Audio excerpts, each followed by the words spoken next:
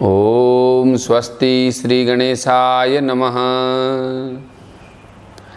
सच्चिदानंद रूपाय विश्वोत्पत्त्यादि Hathaway तापत्रय विनाशाय श्रीकृष्णाय वयं नुमः।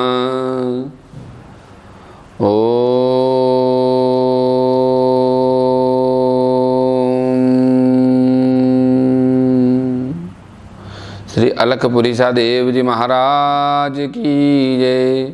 श्री दीपनारायण भगवान की जय। सद्गुरु माधवानंद जी भगवान की जय।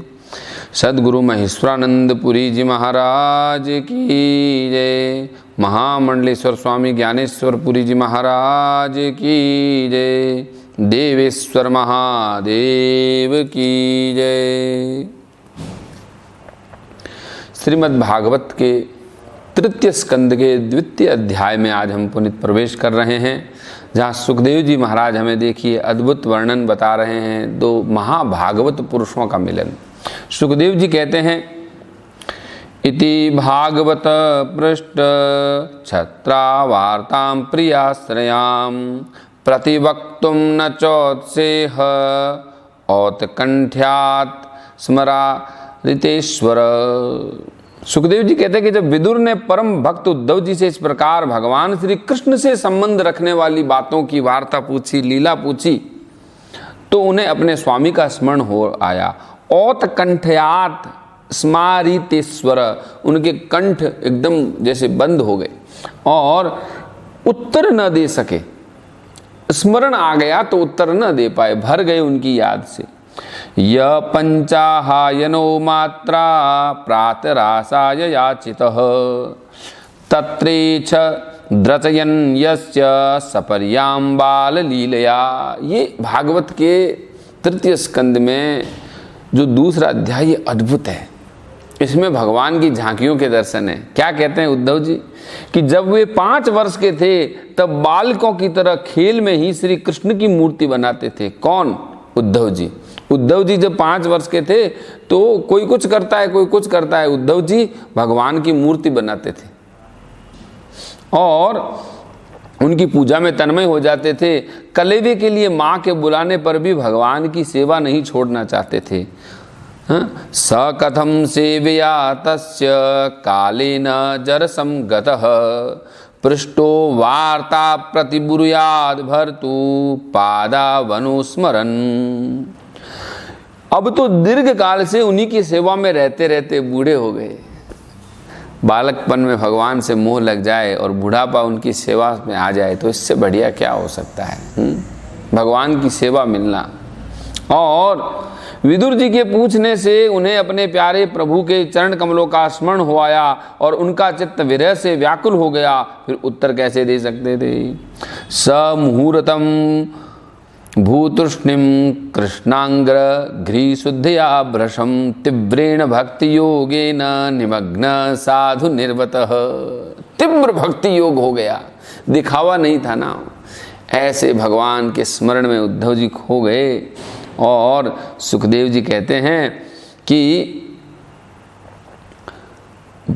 प्रभु के प्यारे चरण कमलों का स्मरण हो आया, उनका चित्त विरह से व्याकुल हो गया, वे उत्तर नहीं दे पाए। और उद्धव जी भगवान के चरण मकरंद सुधा से सरोबार होकर 2 घड़ी तक कुछ भी नहीं बोल सके।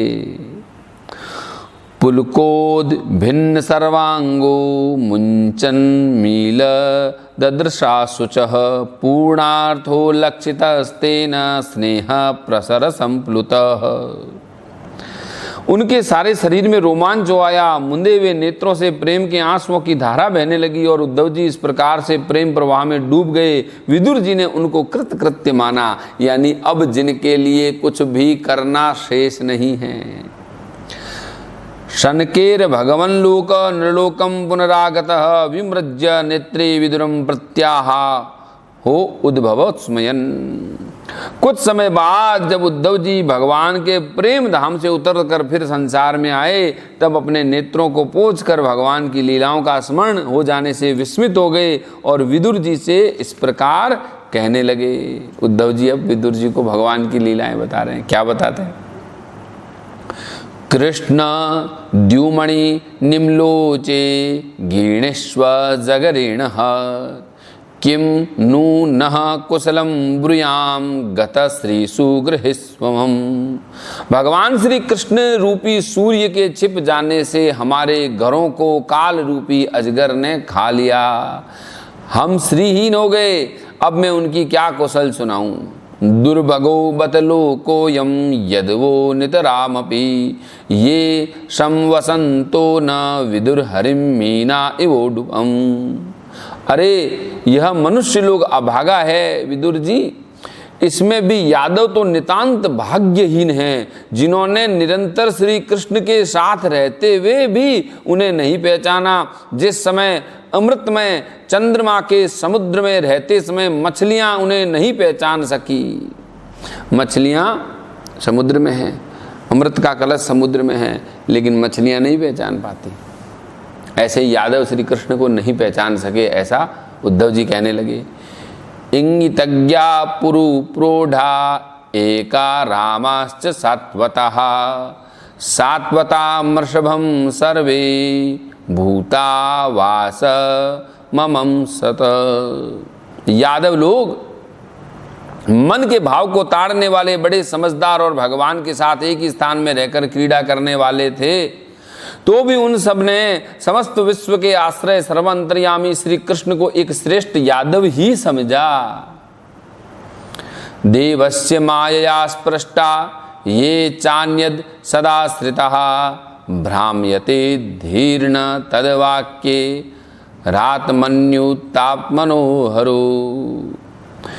किंतु भगवान की माया से मोहित इन यादवों और इनके व्यर्थ का वैर ठानने वाले शिशुपाल आदि के अवहेलना और निंदा सूचक वाक्यों से भी भगवत प्राण महानुभावों की बुद्धि भ्रम में नहीं पड़ती। यादवों ने पहचाना न पहचाना, शिशुपाल ने भगवान को कुछ भी कहा न कहा, लेकिन जो भगवान के प्रेमी हैं उनके ऊपर उनका कोई भी प्रभाव नहीं पड़ता। भगवान का दिव्यता, भगवान की भगवत्ता पे भगवत पुरुषों का कोई हिला नहीं सकता उनकी श्रद्धा को।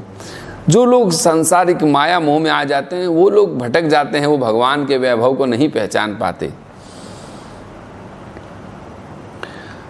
प्रदर्श्या तप्त तपसाम वितृप्त दृशाम नृणाम आदायांतर द्यादस्तु स्वबिंब लोकलोचनम।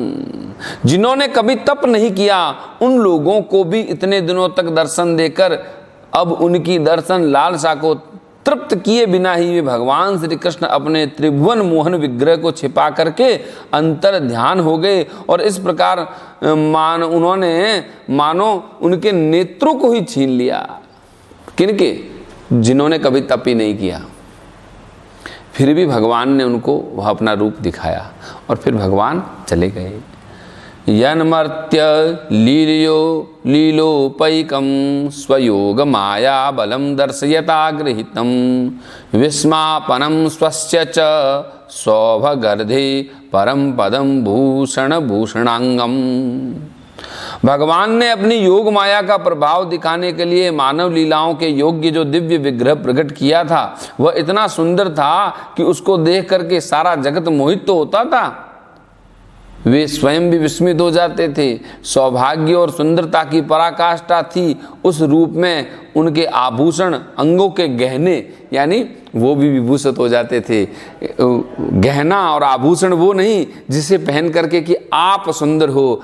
आप जिस चीज को, जिस वस्तु को, जिसको धारण करें, आपके पहनने के बाद उस पदार्थ की सौंदर्यता में भी चार चांद लग जाए तब आप सौंदर्यवान हैं। नहीं तो आपने कोई वस्त्र पहना और उससे आपकी पहचान हुई नहीं।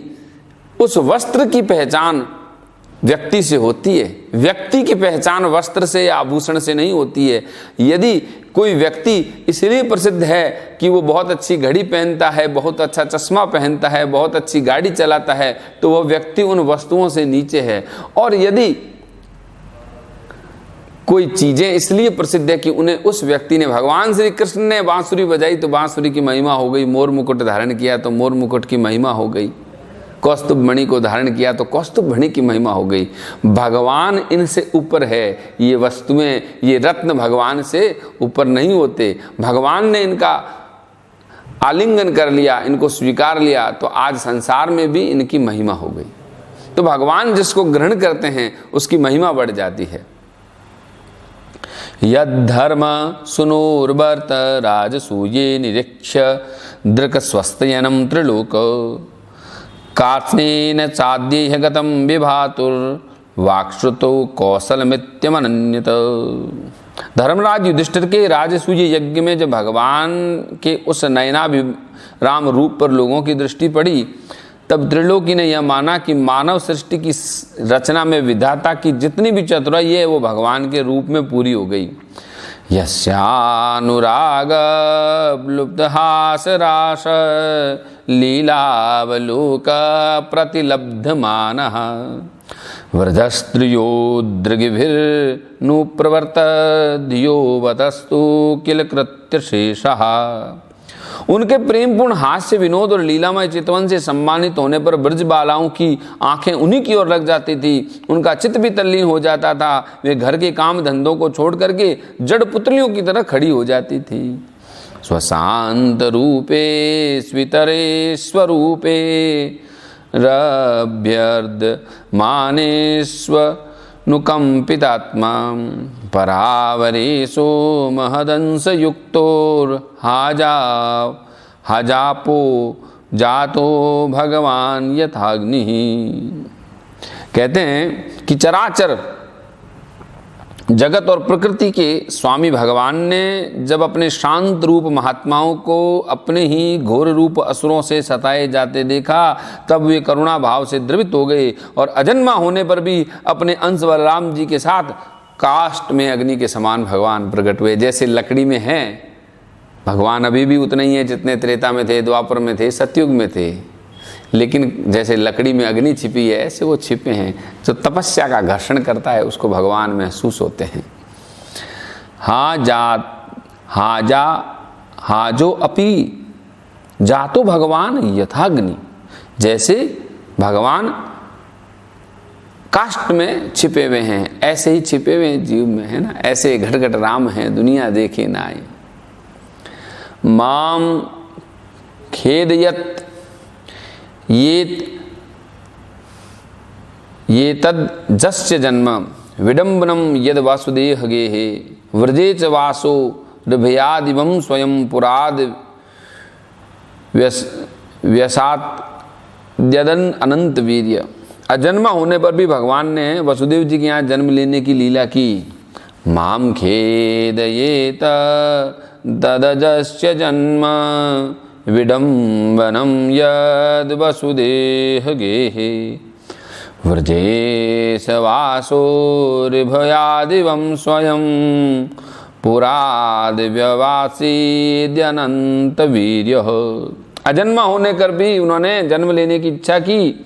सबको अभय देने वाले होने पर भी कंस के भय से ब्रज में छिप गए और अनंत पराक्रमी होने पर भी काल यवन के सामने मथुरा से रणछोड़ बाबा बन गए। और भगवान की लीला याद आकर मुझे बेचैन करती है।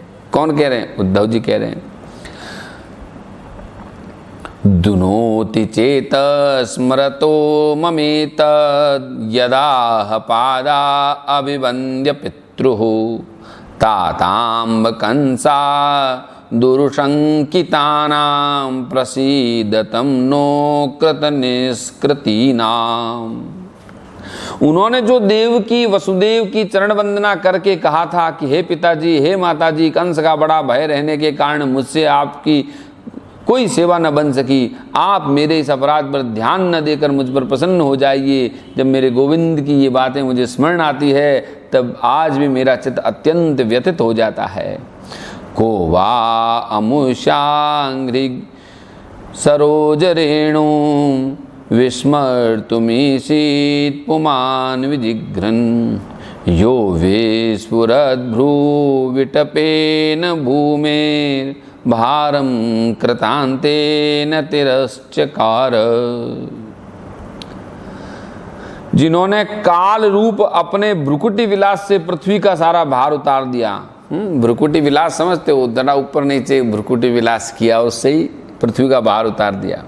उन श्री कृष्ण के पाद्य पद्म का, भगवान के जो चरण हैं वो कमल के समान है, उसमें जो पद्म है उसका जो पराग है, यानी कि जैसे आप शहद पीते हैं, ऐसा कौन सा पुरुष है जो भगवान के उस चरण कमलों के पाद्य पराग को भूल सकता है ना। ये भगवान की अद्भुत व्याख्याएं, ये अद्भुत रूप का वर्णन हम श्रीमद् भागवत के तृतीय स्कंद के द्वितीय अध्याय में आनंद ले रहे हैं। दूसरे सत्र में आपको हम शेष श्लोकों का रसापान साथ में कराएंगे। बोलिए श्री दीप नारायण भगवान की जय।